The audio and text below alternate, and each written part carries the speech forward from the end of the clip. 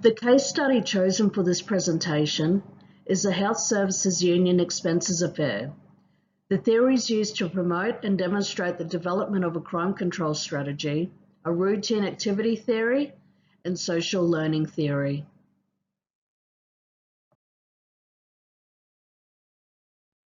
The Health Services Union Expenses Affair took place between 2006 and 2011. There were three major players in the scandal: Craig Thompson, Michael Williamson, and Kathy Jackson.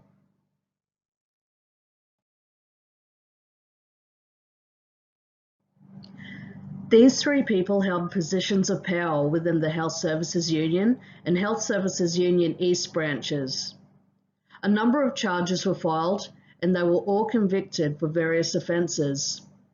Some of the punishments handed down in court included fines, reparations to be repaid, and even jail time.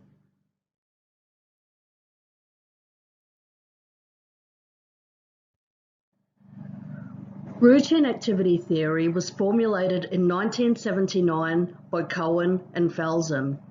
The basis of their theory was that through the convergence of space and time, three important factors are needed in order for a crime to be committed.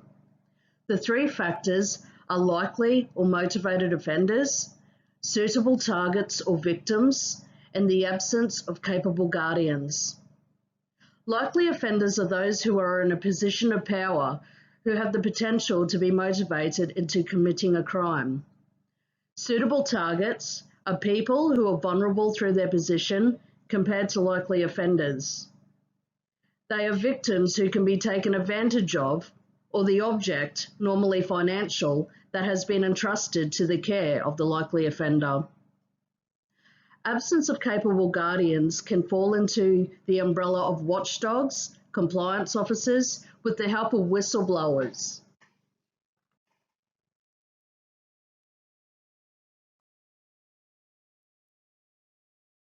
Baker's social learning theory is comprised of four elements: differential association, definitions, differential reinforcement, and imitation. Miller, 2009, states that differential association means the more an individual is differentially associated and exposed to deviant behaviour and attitudes transmitted by means of his or her primary and secondary peer groups, the greater his or her probability is for engaging in deviant or criminal behaviour. Definitions are influenced by an individual's justifications, excuses, and attitudes that consider the commission of a particular act as being more right or wrong, good or bad, desirable or undesirable, justified or unjustified, appropriate or inappropriate. Differential reinforcement means the past, present, and future anticipated and/or experienced rewards and punishments affect the probability that an individual will participate in a behaviour, the first place, and whether he or she continues or refrains from that behaviour in the future. Imitation occurs when an individual engages in a behaviour that is modelled on or follows his or her observation of another individual's behaviour.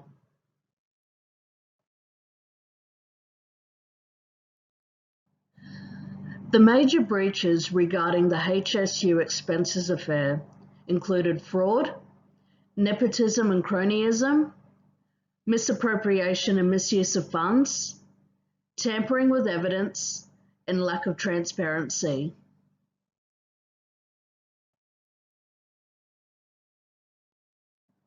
What is fraud? Fraud is the act of intentional dishonesty towards a person or an organisation to obtain personal financial gain. In white-collar crimes, this usually involves someone using their position within an organisation to reduce the risk of detection and enhance their opportunities.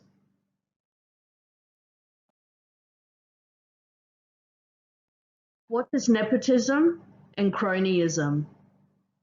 Nepotism and cronyism is the act favouring and recruiting family and friends as employees or contractors. This act is common in family businesses. However, is frowned upon in large organisations and can be seen as a conflict of interests.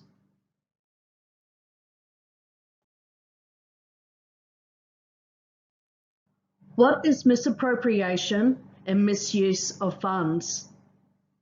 Misappropriation of funds is the act of an employee abusing their position within an organisation by stealing money or assets belonging to an organisation.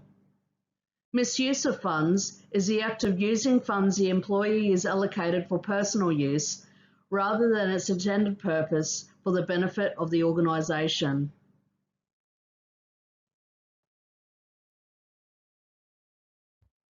What is tampering with evidence? Tampering with evidence is the act in which a person knowingly alters, conceals, or destroys any type of document which may be required or used as evidence in court.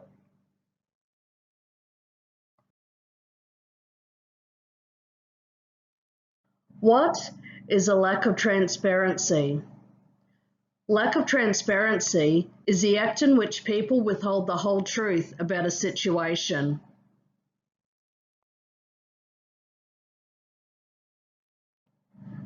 Confronting fraud and misappropriation or misuse of funds with routine activity theory. Using routine activity theory to counteract fraud can be done in a number of ways. When it comes to the element of likely offender, implementing a competitive salary may dissuade someone in a position of power to commit fraud.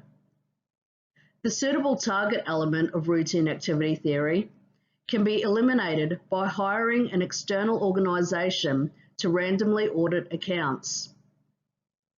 Counteracting the absence of capable guardians is easy when it comes to fraud.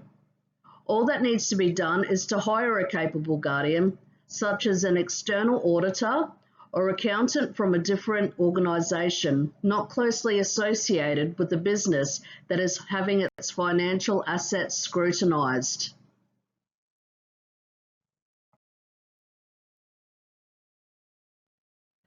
Confronting fraud and misappropriation or misuse of funds with social learning theory. In the differential association aspect of fraud, policies can be introduced, implemented, and strictly adhered to. The aspect of definitions can be applied by holding employees accountable for their actions. In the case of any wrongdoings, pay cuts, demotions, or termination of employment can be enacted. An acknowledgement can be passed on to employees for their success in achieving or exceeding organisational goals. This could include financial rewards, such as pay rises or bonuses. Differential reinforcement can be implemented by using people as examples of good and poor work ethic. Imitation in counteracting fraud can be shown by organisations holding people accountable for their actions and focusing on both achievement and in areas which need improvement.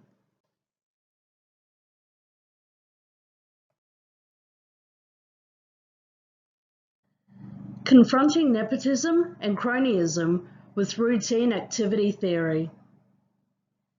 The likely offenders in nepotism and cronyism within an organisation are those who have the power to hire and fire employees and are usually employed high up within a business. Certain protocols should be introduced so potential employees fit the organisation based on their experience and credentials, not fit into the business due to their bloodline or the company that they keep outside of work hours. Suitable targets are the people who use businesses and do not receive the goods or services they expect and paid for with skilled contractors. Instead, they potentially receive shoddy workmanship by an untrained contractor who simply has a job due to being a friend or family member of someone in the business that was contracted to do the job.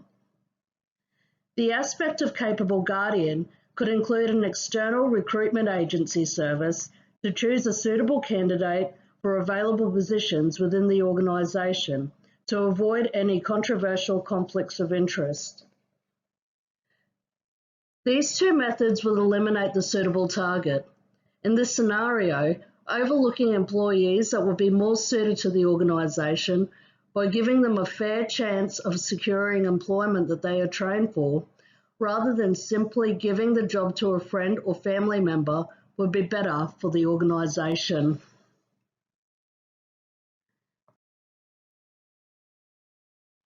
Confronting nepotism and cronyism with social learning theory. Regarding differential association, background checks should be made for higher positions within the organisation, especially if it is discovered that a potential employee has a connection, either family or friendship, based with others within the company. For the definition aspect of social learning theory, employees should be able to justify their position that they are employed to do. Differential reinforcement strategies could include speaking to past employers and workmates to gauge their history of work ethic. This would be able to make an informed decision on whether the employee will be an asset or a liability to the company. Through imitation, keeping the workplace a safe, happy, and productive environment will encourage new employees to follow in their colleagues' footsteps. Discouraging nepotism and cronyism, unless actually well suited to the job, will lessen the likelihood of favoritism and conflicts of interest within the workplace.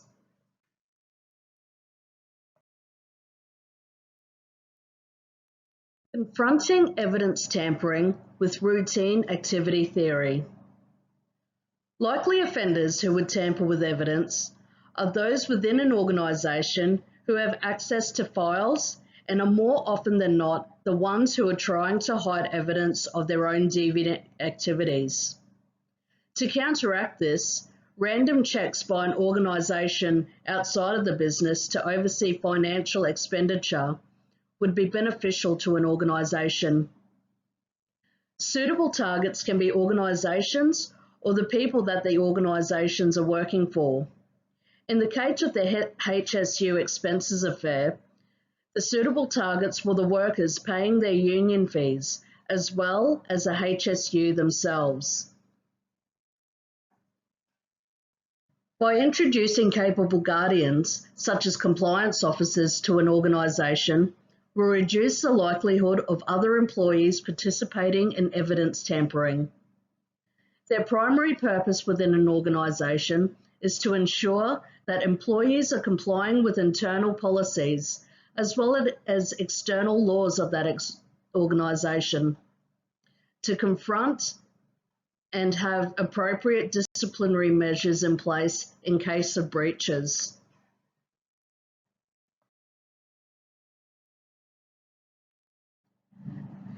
Confronting evidence tampering with social learning theory.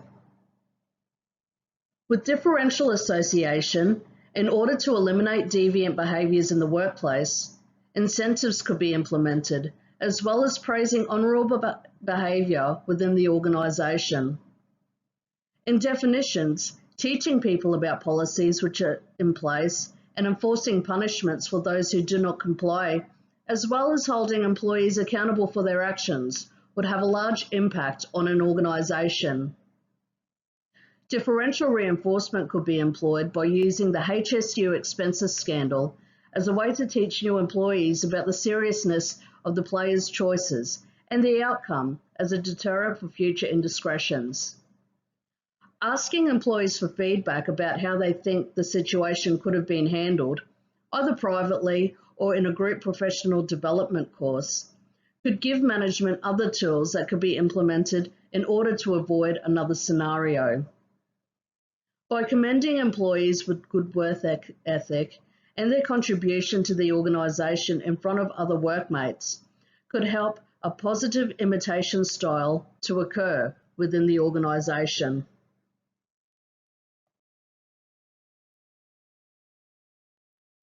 Confronting lack of transparency with routine activity theory. Likely offenders. Those who are likely to get caught participating in deviant or illegal activities are more likely to have a lack of transparency. Routine and/or random checks of accounts and other financial-based questions should be handled efficiently to keep the organisation's normal routine continuing without downtime. The suitable targets are those who the likely offenders are hiding their activities from. This includes the organisation itself, as well as the relevant authorities. Policies, such as leave without pay, should be put into place for lack of cooperation. Absence of capable guardians. Employing compliance officers to work with the team will lower the risk of lack of transparency.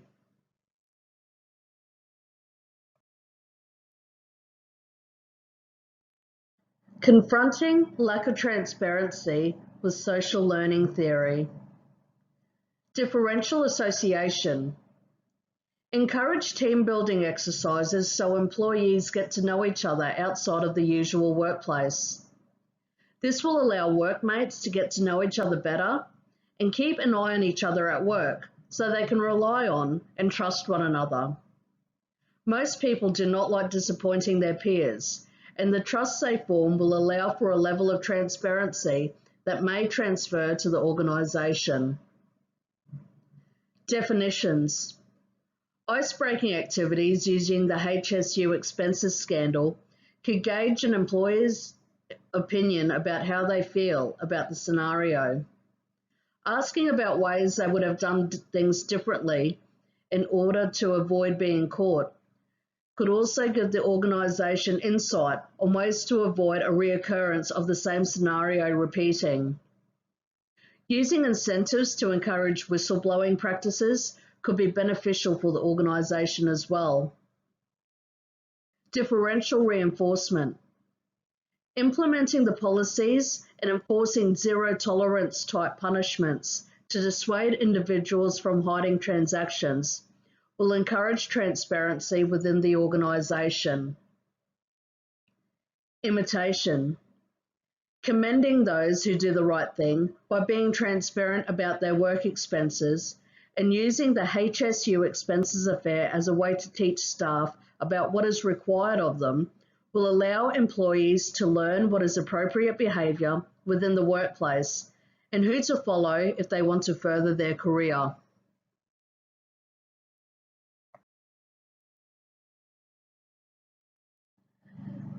There are many benefits from using routine activity theory and social learning theory to implement workplace procedures.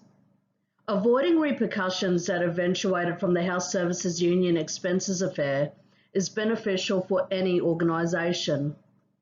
Eliminating some of the deviant elements included in this presentation, such as fraud, misappropriation and misuse of funds, nepotism and cronyism, tampering with evidence, and lack of transparency will allow businesses to grow. Introducing the following entities into an organisation may help lower the risk of the reoccurrence of the deviant behaviour in other businesses.